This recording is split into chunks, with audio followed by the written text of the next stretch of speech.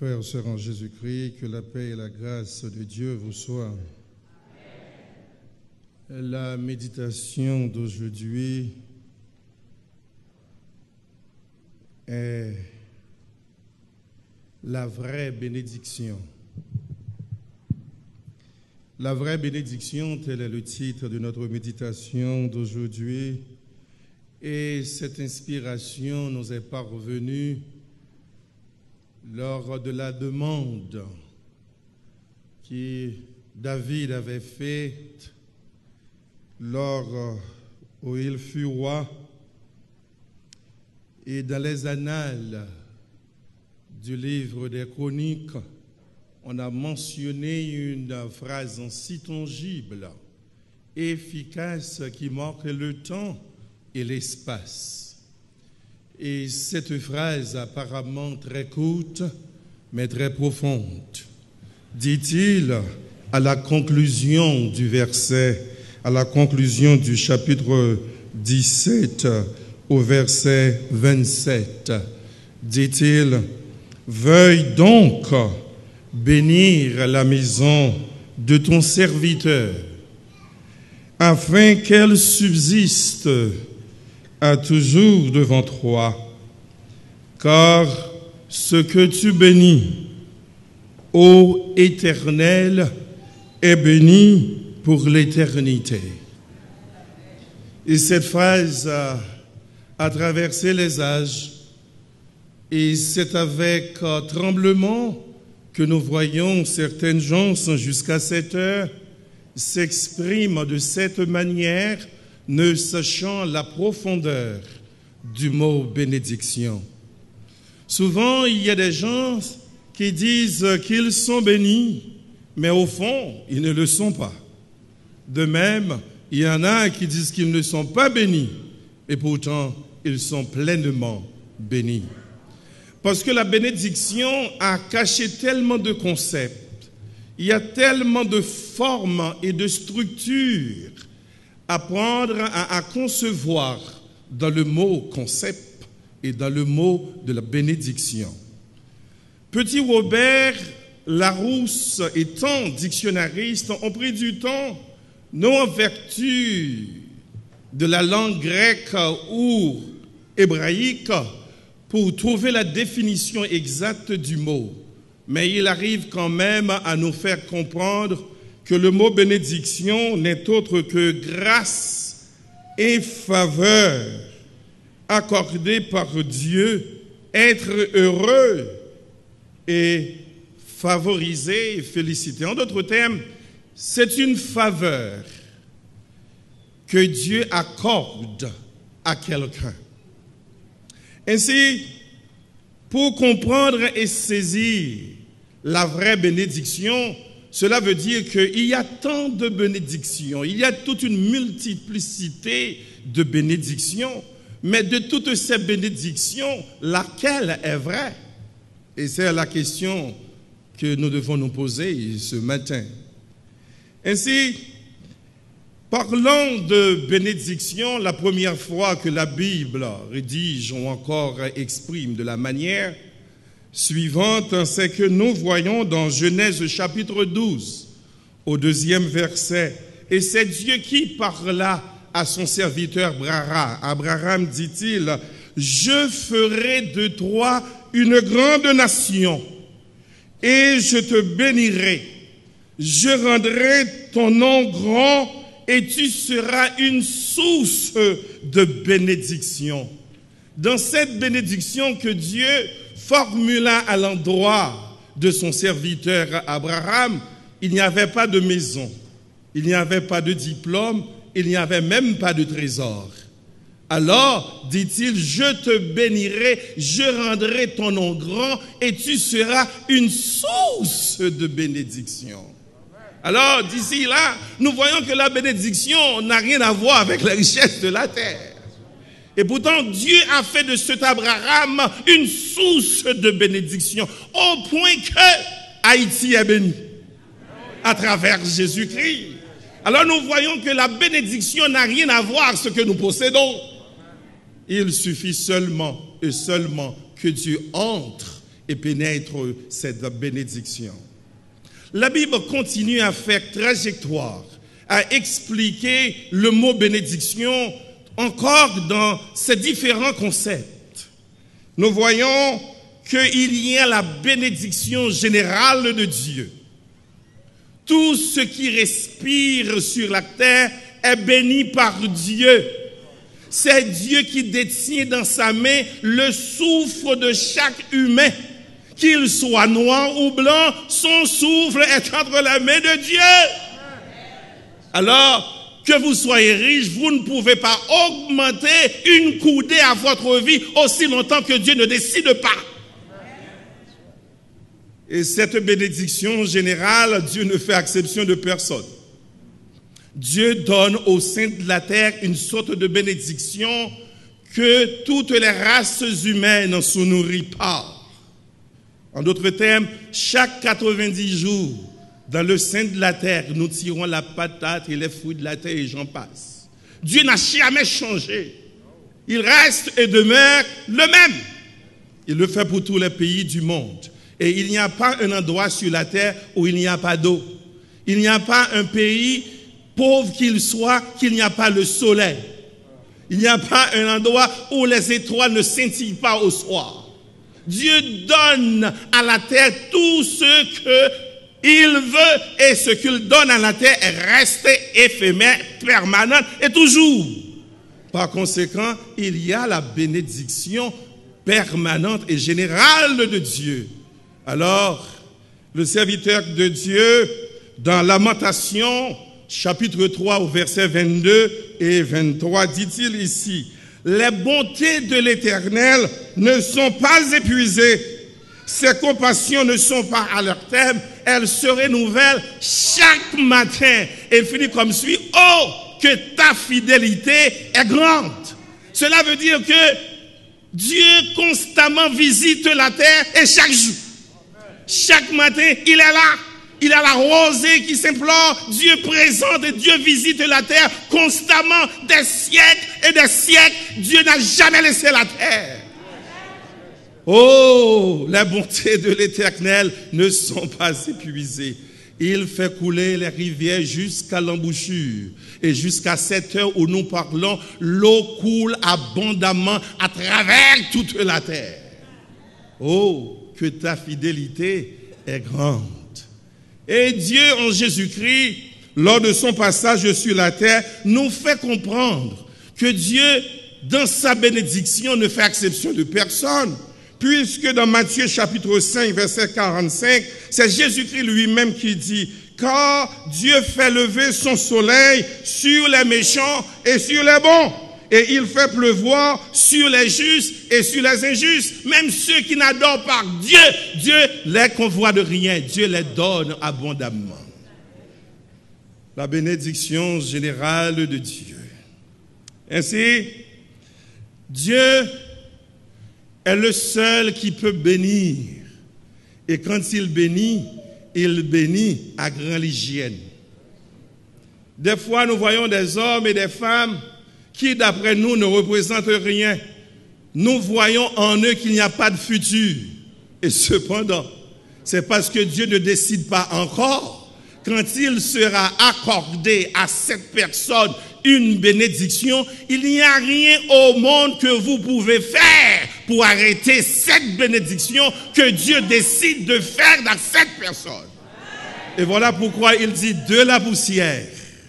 Il retire le pauvre du fumier, il relève l'indigent. Pour faire quoi? Pour les faire asseoir avec les grands et il leur donne en partage un trône de gloire. Car à l'Éternel sont les colonnes de la terre et c'est sur elles qu'elle a posé le monde. Voilà cette bénédiction personnelle. Dieu fait beaucoup de bénédictions. Et quand Dieu donne, il donne abondamment. Et quand il bénit à perpétuité. Alors, du fumier, il relève l'indigent. Celui à qui vous pensez qu'il n'arriverait pas trop loin. Mais quand Dieu dit un mot, tout sera en ordre. Ainsi, il y a aussi la bénédiction céleste de Dieu. Quand Dieu décide de visiter un foyer, une famille, une race, une nation, il n'y a pas de missile pour l'arrêter. Et quand il décide, c'est tout. Vous ne pouvez rien faire. Vous allez pouvoir rester ébahi, mais parce que c'est Dieu qui décide, c'est lui qui distribue ses bénédictions. Ainsi, nous voyons dans la relation de Jacob avec Dieu dans Genèse chapitre 32, au verset 26, dit-il, cette bénédiction que Dieu donne, il dit, laisse-moi partir car l'aurore se lève. Et Jacob répondit, je ne te laisserai pas aller que tu m'aies béni. Et nous voyons que l'ange bénit Jacob en changeant son nom de Jacob en Israël. Mais où est l'or? Où sont les diplômes? Il n'y avait pas eu de diplôme. Jacob fut béni. Béni par Dieu. Comment un nom changé en Israël? Quand Dieu bénit, peut-être le plus souvent, vous n'allez pas pouvoir la grandeur de cette bénédiction, mais au fur et à mesure que vous pénétrez en Dieu et que vous marchez selon Dieu, vous serez étonnés de constater la grandeur de ce Dieu. Alors, la bénédiction de Dieu est grande. La bénédiction de Dieu est forte. La bénédiction de Dieu est permanente. La bénédiction de Dieu est seule la bénédiction qui dure à perpétuité. Il y a aussi la bénédiction de Dieu en ce qui a trait à fortune. Nous voyons dans un pays cosmopolite, bien entendu, mais en même temps, ce pays offre tant de privilèges, au point que nous ferions ce que nous appelons classe sociale. Ceux qui ont de belles voitures ne vont pas attendre justement un autre qui n'en a pas. Voilà pourquoi notre barbecue se fait toujours à l'extérieur. Ceux qui font le barbecue, ce sont ceux qui ont des backyards. Pour faire le barbecue, il faut y avoir backyard. Et s'il n'y a pas backyard, il n'y aura pas de barbecue. Alors, vous voyez, si vous ne conduisez pas, vous ne pouvez pas être invité à la fête de barbecue. Parce que vous n'avez pas d'apparence sociale. Mais ce que nous constatons aux États-Unis, c'est que ceux qui semblent être riches n'est pas au fond si riche. Parce que le soir, ils n'arrivent même pas à dormir. Parce que les factures les troublent. Combien qui marchent en parlant? Combien qui n'arrivent même pas à trouver du sommeil? Combien que l'appétit ne vient pas même si la nourriture est sur la table?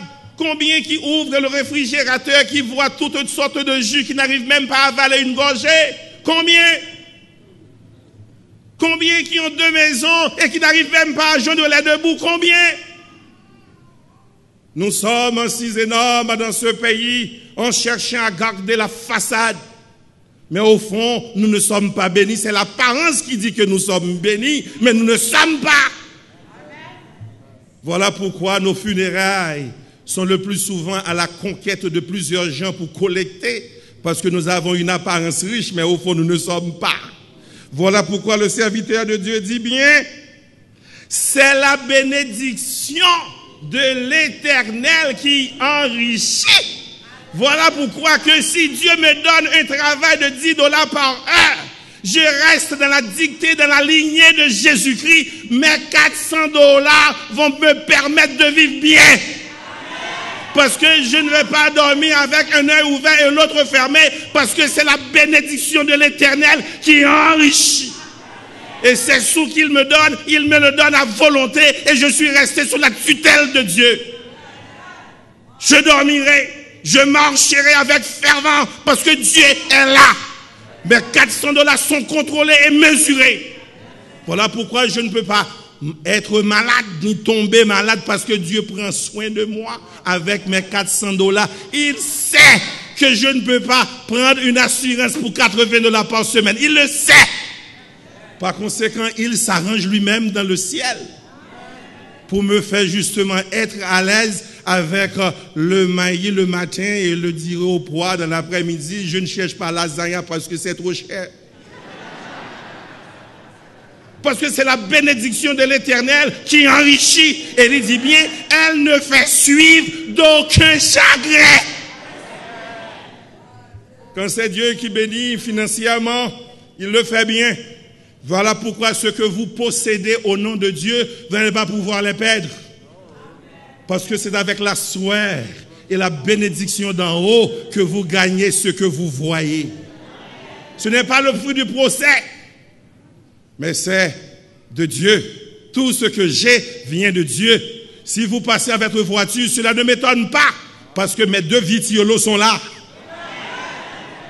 Aussi longtemps que j'ai la respiration et l'oxygène, je vais bien. Parce que Dieu prend soin toujours de moi. Au sous-sol, il est là. Dans l'appartement, il est là. S'il décide de me donner une maison, encore il sera là. Mais ce que je sais, c'est que aussi longtemps qu'il est avec moi, ma richesse est garante.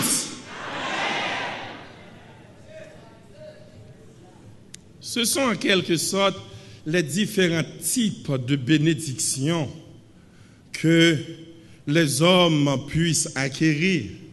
Parfois, ces bénédictions sont vraiment affichées et ces bénédictions sont palpables. Mais le serviteur de Dieu nous fait comprendre une chose. Et c'est dans le psaume 39, à partir du verset 4, à continuer. Il dit, en dépit de tous ces biens que nous voyons devant nous, que nous possédons en quelque sorte, ces diplômes, la maison ou les maisons, les comptes d'épargne, le saving, les enfants, le mari, la femme, et tant d'autres. Ce que la vie a pour de mal, c'est que quand nous arrivons à comprendre la vie, nous avons déjà 50 ans. Celui qui a 30 ans ne comprend pas encore la vie parce qu'il ne dépense pas encore d'énergie, il ne comprend pas trop loin. Mais après que nous avons laissé les calendriers grégoriens jusqu'à 31 jours, nous sommes commencés à comprendre quelques parcelles de la vie. Mais après 50 ans, nous sommes sûrs et certains que nous n'avons pas pouvoir doubler le chiffre 50. Alors, la vie est devenue vraiment un obstacle devant nous. Nous regardons ce que nous possédons et à chaque fois que nous les regardons, nous disons, pour combien de temps encore? Est-ce que demain, j'aurai l'occasion de conduire cette voiture toute neuve? Est-ce que demain, je contemplerai encore ces diplômes? Est-ce que demain, je verrai ma femme, mon mari et mes enfants? Il y a tant de choses à penser. Et pourtant, nous avons encore le souffle et nous regardons que toutes ces bénédictions que nous sommes attachés, nous avons le pouvoir laisser d'un moment à un autre. Alors le serviteur de Dieu dit, pour nous rappeler, il dit, « Oh, Éternel, dis-moi quel est le terme de ma vie, quelle est la mesure de mes jours, que je sache combien je suis fragile. » En dehors de tout ce que vous appelez bénédiction par rapport à un autre, que vous méprisez à cause d'une voiture, à cause d'un diplôme, à cause de lieu dans lequel vous vivez, vous regardez la personne qui possédait la Bible, qui chantait avec vous, vous croyez que vous êtes plus élevé. La Bible dit, mais regardez très bien tout ce que vous dites qui fait la différence, vous allez laisser tout en arrière. Il dit très bien, que je sache, c'est une connaissance nouvelle, à savoir que je sache combien je suis fragile. La neige peut m'emporter. C'est bien que j'ai la nourriture en abondance, mais le froid peut me tuer. Je suis fragile. Seulement avec la tousse, je peux aller visiter l'hôpital et je ne reviens pas. Alors vous voyez combien vous êtes si fragile. Et pourquoi avez-vous tant humilié les autres à cause d'une bénédiction, à cause d'un degré intellectuel, à cause de plusieurs maisons, à cause de la renommée, du succès dans la vie? Alors vous négligez les autres qui priaient avec vous, que vous regardez de loin. Peut-être parce que vous avez un petit peu de chocolat qui tombe dans le café, un peu de lait. Et puis vous croyez que vous êtes si haut et si élevé. Oh Seigneur, que je sache combien je suis fragile. Voici, tu as donné à mes jours la largeur de la main. En dépit de tout ce que je possède, c'est la mesure de la main, Dieu, que vous me donnez de toutes ces bénédictions. La mesure de la main. Tout ce que je possède va réduire justement de mes jours la main. Et la main a 5 doigts. Et ma vie est comme un rien devant toi. Et il finit comme suit. Oh, tout homme debout n'est qu'un souffle. Bien-aimés, je veux que vous sachiez une fois pour toutes, c'est bien d'être béni, mais il y a des bénédictions belles, splendides qu'elles soient. Vous allez les laisser en arrière, parce que tout le monde n'est qu'un souffle et nous partons tous les mains vides. Alors, quelle est la vraie bénédiction alors? Si la bénédiction générale est justement là au-dessus de nos têtes, quand nous ne partons pas avec le soleil continue à luire. C'est nous qui partons, mais pas le soleil. Que je sache combien je suis fragile. Bien-aimés, voici la vraie bénédiction. La vraie bénédiction, c'est celle que Dieu vous donne. Et quand elle vous donne, personne ne peut l'ôter de vous. Et quand cette bénédiction est là, il n'y a rien à voir avec degré. Il n'y a rien à voir de pays. Parce que les habitants d'Haïti qui ne sachent ni lire ni écrire, quand ils sont sur la montagne, ils demandent à n'importe quel esprit mauvais, s'ils pensent qu'ils sont si forts, venez et voyez. Et pourtant ici, nous avons tant de degrés en théologie et puis Satan nous souffle ou on nous gifle de temps en temps parce que nous croyons tellement à la lettre. Et pourtant, celui qui ne sait ni lire ni écrire, il sait une chose, la présence de Dieu. Parce que quand la présence de Dieu est là, vous êtes bénis. Quel que l'on soit où vous êtes bénis. Même si vous ne savez ni lire ni écrire, vous êtes bénis. Parce que ce qui fait la vraie bénédiction, c'est la présence de Dieu en vous. Quand Dieu est là, vous êtes fort. Quand Dieu est là, vous êtes bénis. Au sous-sol, bénis. Dans l'appartement, bénis. Même si vous ne travaillez pas, Dieu se prendra soin de vous avec un corbeau sous une forme ou sous une autre. Parce que ce qui est important de la bénédiction, c'est la présence de Dieu. Quand la présence de Dieu est en vous, ne vous étonnez pas si vous ne parlez pas français. D'ailleurs, au ciel, on ne parle pas français. Ce qui est important, c'est la présence constante de Dieu. Si vous avez cette présence ce matin, vous êtes bénis. Si quelqu'un vous donne du chaud avec une voiture neuve, fermez vos yeux. Parce que ce n'est pas ça la bénédiction. Si quelqu'un ne vous invite pas à sa grande maison de luxe, ne vous étonnez pas. C'est ça pas la grande bénédiction. C'est la présence de Dieu. Parce que quand la présence de Dieu est là, vous êtes bénis. Et c'est cette bénédiction que personne ne peut prendre de vous. Voilà le serviteur de Dieu. Je sais que quand tu bénis à jamais. Cette bénédiction, c'est la présence constante de Dieu. Êtes-vous bénis ce matin? Alors c'est ça la bénédiction. Ne vous étonnez pas si quelqu'un ne vous dit pas bonjour parce qu'il est savé. Peu importe la condition de votre vie, parce que la bénédiction n'a rien à voir avec la condition. Vous pouvez être pauvre, mais vous êtes béni.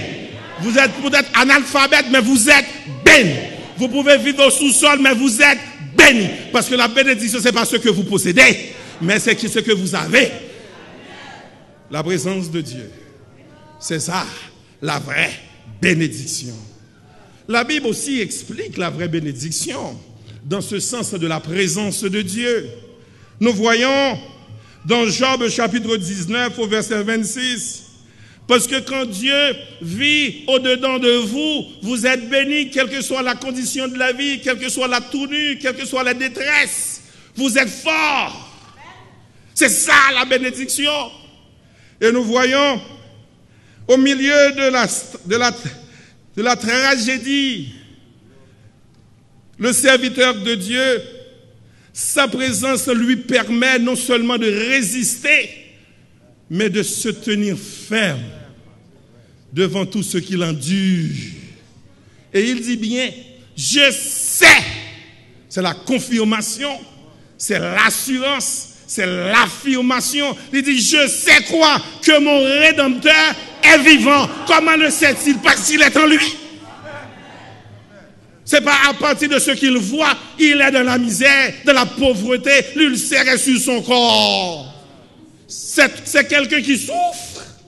Mais cependant, c'est le corps qui souffre, mais pas l'âme.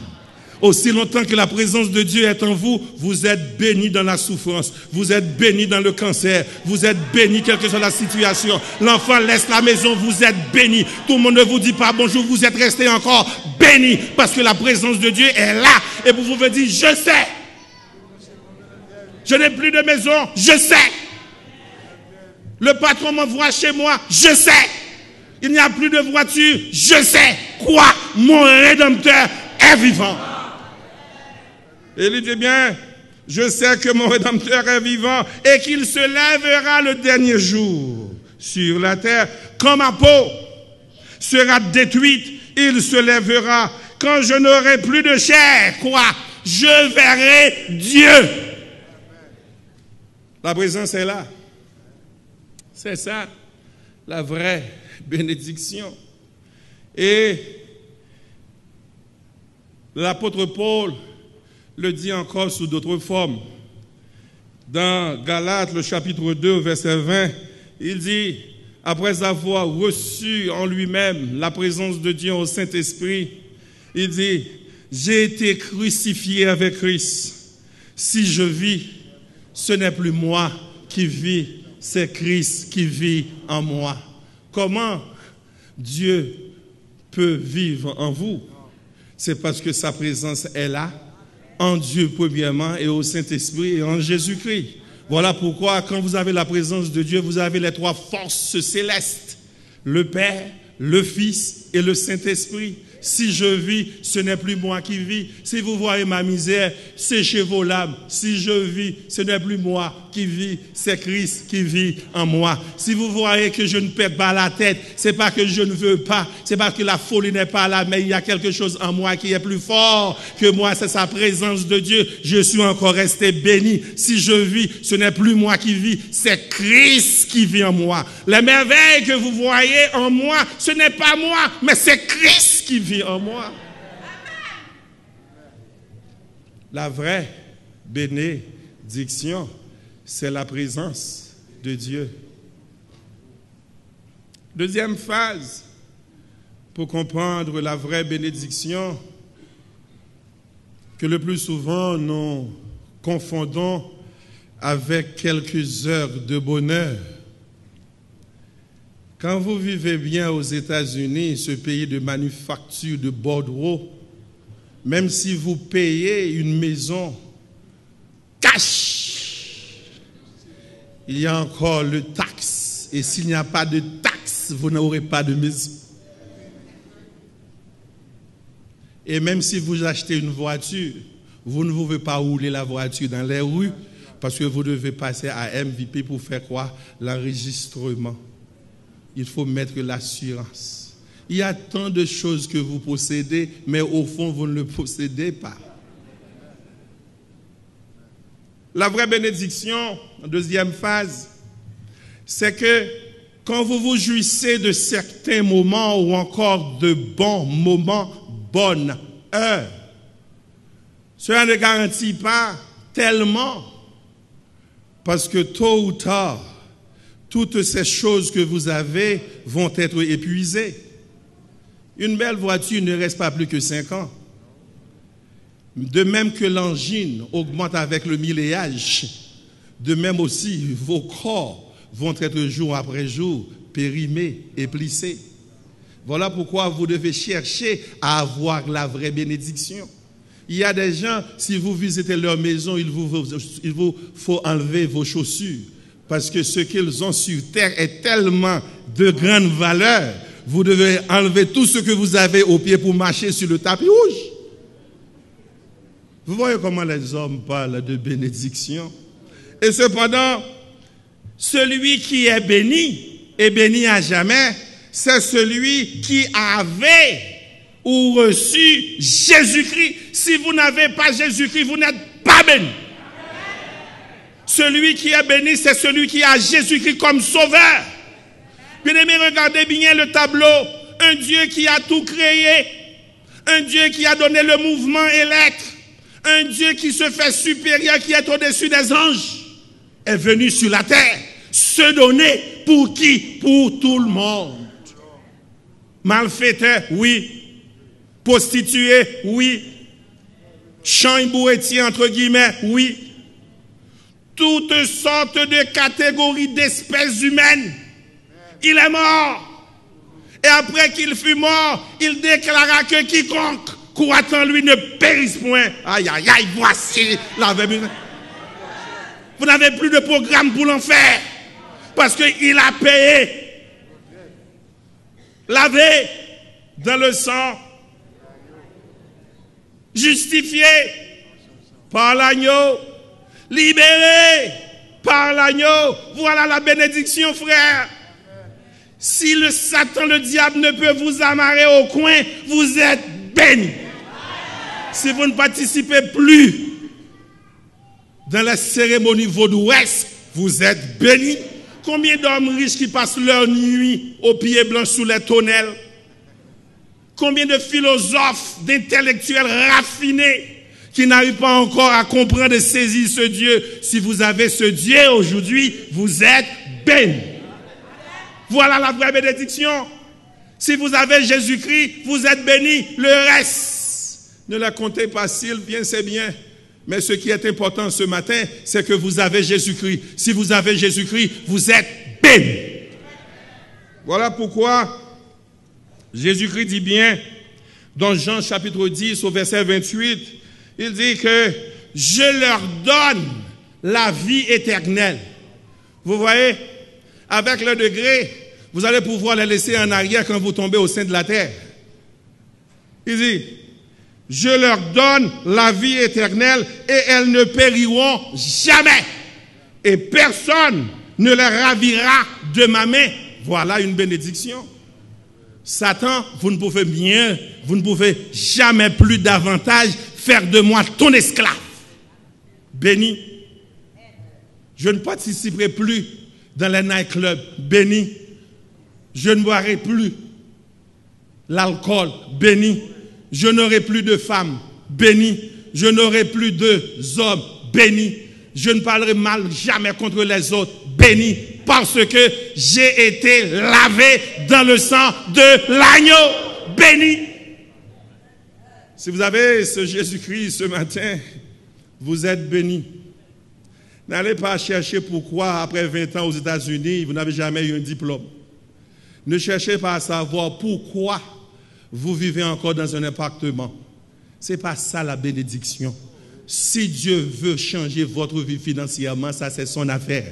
Mais ce qui est important, aussi longtemps que sa présence est en vous, vous êtes béni. Aussi longtemps que son Fils Jésus-Christ vous a accepté qu'il est mort sur la croix pour vous et vous avez été lavé, vous êtes béni. Et en dernier lieu, c'est Jean aussi, dans 1 Jean chapitre 5, verset 3, qui écrit à la fin, il dit, « Je vous ai écrit ces choses afin que vous sachiez que vous avez la vie éternelle, vous qui croyez au nom du Fils de Dieu. » Il ne fait mention de seulement de ceux qui ont accepté Jésus-Christ comme leur sauveur personnel. En d'autres termes, celui qui a Jésus-Christ comme sauveur et maître, il est béni. Quel que l'on soit là où il vit, il est béni. Et cette bénédiction, la mort ne peut s'en aller avec. Voilà la vraie bénédiction. La vraie bénédiction est la présence de Dieu. La vraie bénédiction, c'est le salut en Jésus-Christ. Une fois sauvé, vous êtes restés bénis. Et en dernier lieu, c'est la dernière bénédiction, c'est que après la mort, vous vivrez encore. C'est l'assurance de la vie éternelle. Quelle que soit la valeur d'un homme, quand il meurt, il descend au sein de la terre et ses diplômes sont caducs. Il ne peut retourner pour faire un testament ni faire un tirage à aucun banque. Quand il est parti avec sans rien. Mais cependant, celui qui a la présence de Dieu, celui qui accepte Jésus-Christ comme son sauveur personnel, la terre ne peut pas le retenir. Et c'est ça la bénédiction. Parce qu'après la mort, vous vivrez encore. Et le serviteur de Dieu dit bien, que ce soit vous soyez très instruits, voyageurs, vous restez très loin à Long Island, upstate, voyageurs, vous parlez de Paris, de la Grèce que vous avez visité, voyageurs. Vous vivez en Afrique, de ci par là, j'ai parlé 5 langues, voyageurs. Voilà votre qualificatif, voyageur. Et le serviteur dit bien, mais celui qui est béni n'est pas voyageur. Parce qu'il sait que dès que ses yeux seront fermés, il continue encore à vivre parce que celui qui l'a lavé, l'a garanti la vie éternelle. Voici une bénédiction. Voilà pourquoi il dit dans 1 Thessaloniciens 4,16, il dit quand le Seigneur lui-même a un signal donné à la voix d'un archange et au son de la trompette de Dieu descendra du ciel et les morts en Christ ressusciteront premièrement. Vous voyez ceux qui sont bénis. Si vous êtes mort, vous ressuscitez premièrement. Et s'il y a la catégorie de vivants, vous serez transformés. Est-ce qu'il parle des riches? Ce ne sont pas les riches qui sont bénis. Est-ce qu'il parle des intellectuels? Non, ce ne sont pas eux qui sont bénis. Qui sont ceux qui sont bénis? Ceux qui sont en Jésus-Christ. Même dans la mort, il y a catégorie. Et c'est cette bénédiction que nous devons enrichir chaque jour. En dépit de la pauvreté, restez bénis. Quel que soit ce qu'on dit de vous, restez bénis. Parce que la bénédiction n'est pas sur la terre vraiment, ce sont quelques heures de bonheur. Mais la vraie bénédiction, c'est la présence de Dieu. La vraie bénédiction, c'est Jésus-Christ, le Rédempteur. Et la vraie bénédiction, c'est vivre après Dieu. Vivre avec Dieu après la mort. Voilà pourquoi Paul nous dit dans 1 Corinthiens 15, 19, regardant tout ce que l'homme possède avec cette course acharnée, avec les acquis de ce monde, les privilèges, opportunités, etc.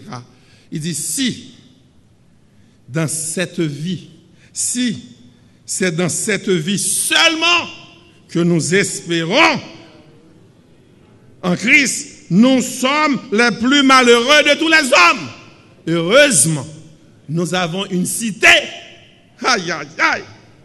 Nous savons en effet que si cette tente où nous habitons sur la terre est détruite, nous avons dans le ciel un édifice qui est l'ouvrage de Dieu. Et cet édifice est garanti. Je vais vous préparer une place. Bien-aimés, nous qui sommes haïtiens, nous n'avons jamais vraiment une vraie demeure. Nous sommes venus de la province pour entrer dans la grande ville de Port-au-Prince, avec des corridors entremêlés. Et c'est toujours à l'intérieur que nous vivons. Ici, on repasse les cheveux, toujours à l'intérieur. Nous sommes venus aux États-Unis, c'est toujours au sous-sol, nous n'avons pas d'adresse. Il nous fait au moins 10 ans, 15 ans avant que nous louons au moins un appartement. Et peut-être si Dieu nous bénit après 25 ans, une maison avec tête chargée de Bordeaux. Nous n'avons jamais eu vraiment de demeure. Souvent nous disons qu'il fait trop froid. Nous laissons New York pour le sud. Oh, la tempête nous attend, les cyclones sont là. Nous n'avons pas de demeure. Et si nous voyons que celui qui est béni va justement vivre là-haut dans le ciel, c'est maintenant et maintenant seulement que vous direz, aïe, aïe, aïe, je suis béni. Dans la situation plus vaste, béni. Que vous croyez soit ou non, béni. Bien-aimés, vous êtes béni. Si vous avez la présence de Dieu, vous êtes béni. Ne voyez pas l'autre, entre guillemets, qui fait des shows et qui vous fait comprendre que lui seul est béni.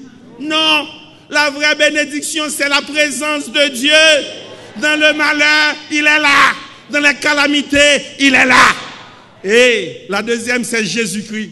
Aussi longtemps que vous êtes lavé dans le sang de Christ, et Christ est votre sauveur personnel, il vous donne le pouvoir complet. Il y a le Père qui est en haut, il y a le Fils qui est au devant, il y a le Saint-Esprit qui est à l'arrière. Tout autour de vous, ce sont des personnages célestes, parce que vous êtes en Jésus-Christ. Et à la fin, même si vos yeux sont fermés, béni. On parlait mal de vous, béni. On dit que vous n'allez nulle part, béni. On ne vous fait pas des emprunts, béni. Oh, il ne possède rien sur la terre. Encore, béni, béni, béni, béni, béni, béni. Parce que celui que Dieu a béni est béni jusque dans l'éternité. Par conséquent, je suis béni.